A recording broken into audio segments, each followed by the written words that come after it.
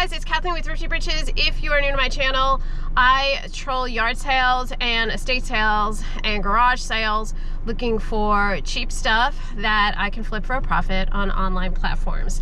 So today I was all done with yard selling. I was going home and then I saw an estate sale sign. And so I quickly looked it up on estatesales.net, and there was one thing that I really wanted, which was McKenzie-Childs teapot. I have never found McKenzie-Childs in the wild. It was the first day of an estate sale, so I thought it might be pricey, but in spite of all that, I cannot resist the draw of finding McKenzie-Childs. So here I am about to go in. So keep your fingers crossed and hope it's still there. It is already 9:45 on a sale that began at 9 o'clock. So chances are slim, but we're gonna give it a shot. Let's go.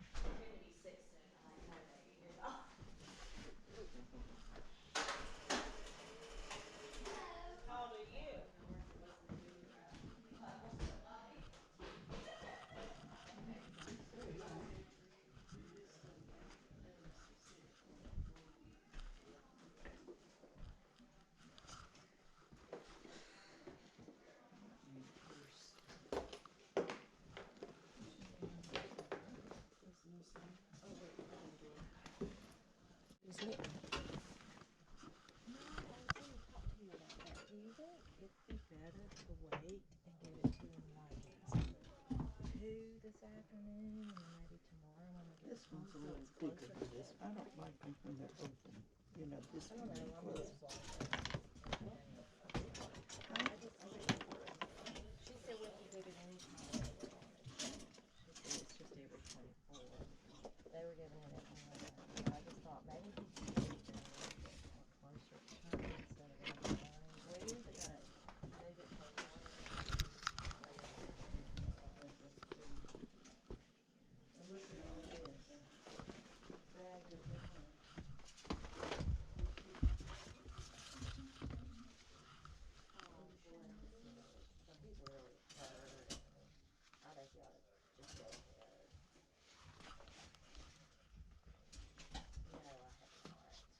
I was going to talk to you about that for a month, and I forgot to do it. I guess so. I'd say just get it in there, and then go do it. Okay.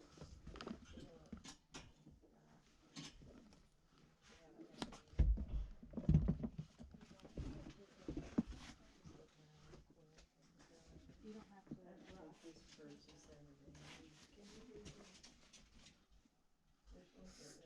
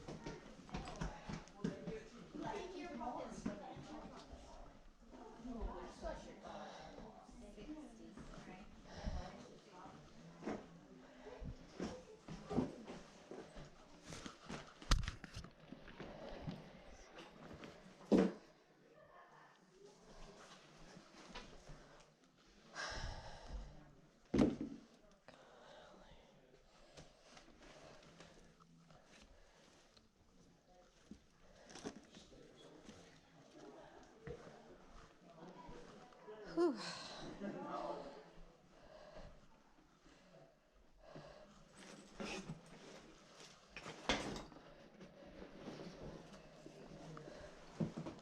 Holy Hannah.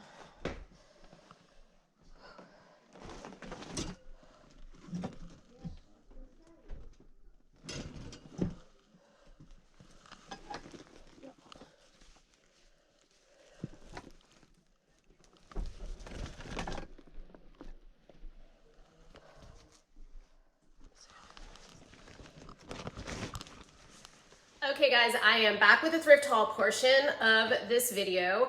So this estate sale was a little bit of a surprise because I had already looked at it online, and like I said, the only reason I was going was for that McKenzie-Childs, and as predicted, it was gone. Okay, no big surprise at all. It was the first day of the estate sale, so everything was priced pretty, not really reseller friendly. It wasn't cost prohibitive by any stretch of the imagination, and I think I did find some good deals. So she gave me everything in this bag for 30 bucks, regardless of what it was priced at individually. So the first thing I got was this huge satchel. It is vintage Brighton. It is covered in dust and what appears to be dog hair. But other than that, the interior and everything is really clean. There's this one little spot that looks just like lipstick, so I think I'm gonna be able to easily get that off. Just a really nice bag, just a really nice vintage bag. So I'm figuring, initially when I picked it up, I was thinking, oh, I'll get definitely $40 to $50 for this. I don't think it's gonna go that high now that I've been looking at it. I haven't found exact comps for this style, so I'm gonna keep digging. Plus it's fairly large. I mean, it's a good size purse, canvas and leather in the old style Brighton. So maybe I will get between $40 and $50. I think probably it's gonna go closer to $30 once I clean it all up, but not a bad find. I got a second Brighton bag, which is even dustier. And at first I thought the leather was all dinged up, but it's not. This leather is in really pretty much perfect condition for this type of vintage bag. And so I checked all the pockets because I am always wanting to see if I find money in them, because all the Facebook groups that I belong to, they're always finding money. I find nothing but like coupons and like snotty tissues. But this is another one, aside from the dust, because it is super, super dusty. But once I get a damp rag in there and clean it all out, I think it's gonna look really good in pictures. Another vintage purse. I'm not sure exactly what year this is from. I'll have to look and see, but definitely 90s, I would say. So hopefully around $30 for this. Then I got a slew of belts. So this is actually a new with tags belt. It still has the like plastic thingy and also the plastic covering on that. Really nice. This is by Vince Camuto. So it initially retailed for 48 bucks.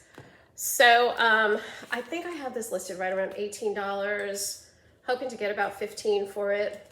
Not a bad pickup. I got 4 vintage Brighton belts. I have sold vintage Brighton belts easily in the past. This one I really liked because it has like this Greco-Roman type of coin on it, and also the gold and the silver on the belt buckle. It is by Brighton Museum, which at first I thought was gonna make it a little bit more desirable, but it doesn't appear to. So this is a medium-sized belt. We'll probably get about $15 for that. This is another one by Brighton, also in a size medium, and this one has got, at first I thought like kind of like a Western theme, but I don't think so. And this one is from 1993. So definitely vintage. This is in kind of like a brown croc embossed. I really think that for all 4 of the Brighton belts that I'm probably only gonna get around the $15 mark for them. This one kind of has like a basket weave theme going, and this one is in a small, but really nice. Has the, you know, the metal at the end of it, which I like. Makes closing the belt a heck of a lot easier. And then the last one is probably my favorite one. I like this in the middle. It has 2 different areas that have this kind of like chain linked. I mean, not chain linked, but you know what I mean. It's just a little bit different. And this one is also in a size medium. So again, $15, but hey, you know what I mean? That's $70, $80 potentially, depending on offers. All right, I'm not a fan of Chico's pre-owned, but these had 2 things going for them. First of all, size. So a size 2 is about a large. But second of all, design. I mean, look at this. Now it's got the raw hem, which is also attractive to me. It has kind of like an Asian theme working here, but with all of this rhinestone and satin, maybe it's silk, bedazzling type of stuff. It doesn't say anything about silk, so there goes that little dream. But I just thought these were cute. I haven't run the comps yet. I'm estimating somewhere around the $15 to $20 mark for these. I grabbed this. This was probably a fail. I didn't look up any comps whatsoever, but I threw it in my little bag because it was only $2. It had this neat little pool theme going on the back, and it's all embroidered, and the fabric content is 55% silk and 45% bamboo. But Bobby Chan does not appear to be selling really high. Now, I haven't looked specifically for pool themed Bobby Chan shirts, but I'm really not terribly optimistic that's going to sweeten the deal. I should probably get $18 to $20 for it, but I really was thinking this was going to be more in the $30 to $40 range. Okay, I had so much luck with that Rawlings mitt that as soon as I saw this Mizuno mitt, I just pitched it right into my bag. And really, I should have looked a little closer because this is a junior size mitt, so fabulous. Now, at least it's not like a toddler size mitt, like the first one that I bought. But I really don't think that this is gonna sell as quickly as the other one did. But, you know, I probably only paid a couple of bucks for it when it's all said and done, so we shall see. Okay, I grabbed 2 other pieces of clothing. Y'all know I love my Ralph Lauren or my Ralph Lauren. Total bread and butter for us. However, this was more attractive because of the fabric. I love the velour. We're going into the holidays. I'm anticipating that it's going to be something that's going to move for me. It has these really pretty details with these frilly sleeves. I mean, look at how pretty that is. Just really a nice look to it, plus the brand, plus the size. It is a 14 petite. So for all those things, I thought it was worth throwing in the old bag. And then the last piece of clothing I picked up was this, only because it's new with tags, Coldwater Creek. It is in a size small, not my favorite size to pick up, but originally retailed for $79. And I believe Coldwater Creek is no longer in existence. I'd have to check that out. Maybe it's just mine that's no longer in existence. But this was just a cute little jacket for the fall, so I thought it was worth picking up since it was new with tags. Had it not been new with tags, I totally would have left it. Okay, I grabbed these Mark Fisher boots. These are in a size 6. I'm not going to dwell on the fact that that is my size because they're so pretty, but look at that stacked heel. These suckers have barely been worn. I mean, there is no like wearing away at the heel at all. Beautiful, beautiful suede. And they are just like little pullover boots, and then they have this zipper thing to help with the process, but gorgeous. I'm estimating these will sell right around the $40 range. And then the last thing is definitely my best pickup of the day. And it is a pair of Lane boots. Now, I am not a Western boot type person. I know that Fry is a good name, but beyond that, I really don't. However, I do know that when I see embroidery, it's time to look twice. Then I looked at the heel, and it had that on the bottom, and I'm like, these feel like good boots. And when I looked a little closer at the motif, it's like skulls and cowboy hats and skulls that are pirates, which is really unique.